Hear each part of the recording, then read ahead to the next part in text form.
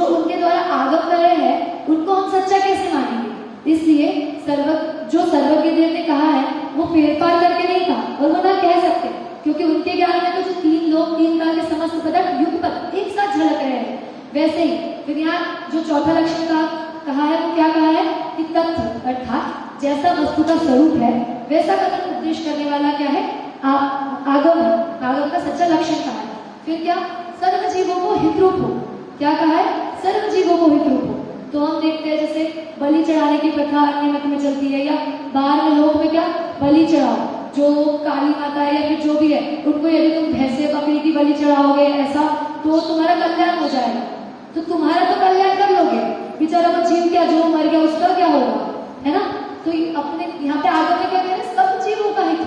तो सब जीवों का हित कैसे होगा, जब तुम अपना अपना कल्याण देखोगे और जो जीव है, जो बाकी के जीव है उनका कल्याण नहीं देखोगे, तो सब जीवों का हित कैसे हो जाएगा। तो कहते भी है ना कि सब जीवों का तो कैसे कि हमारे आगम है तो उसमें सब जीवों का हित कहा है। तो यदि देखा जाए कि 4 इंद्रिय तक के जो जीव है, जो 1 इंद्रिय 2 इंद्रिय 3 इंद्रिय चतुर्इंद्रिय, ये तो सुन ही नहीं सकते, तो इनका हित कैसे होगा। और फिर जो पंचेंद्रिय भी है पर असंगी है, तो वो सुन तो सकते हैं पर वो ग्रहण भी क्या मतलब ग्रहण नहीं कर सकते, उसमें हे उपादेय से वो चीज को ग्रहण नहीं कर सकते। तो बचा कौन, सिर्फ जो पंचेंद्रिय मनुष्य संगी मनुष्य है वही बचा, क्योंकि सब जीवों की बात कहाँ से आ गई, है ना। क्योंकि ये तो सिर्फ पंचेंद्रिय जो संगी मनुष्य है उनके लिए उपदेश दिया हुआ। तो फिर ऐसा बताया कि जो पंचेंद्रिय मनुष्य भी है वो उपदेश सुन रहा है, उसका हितरूप हुआ है।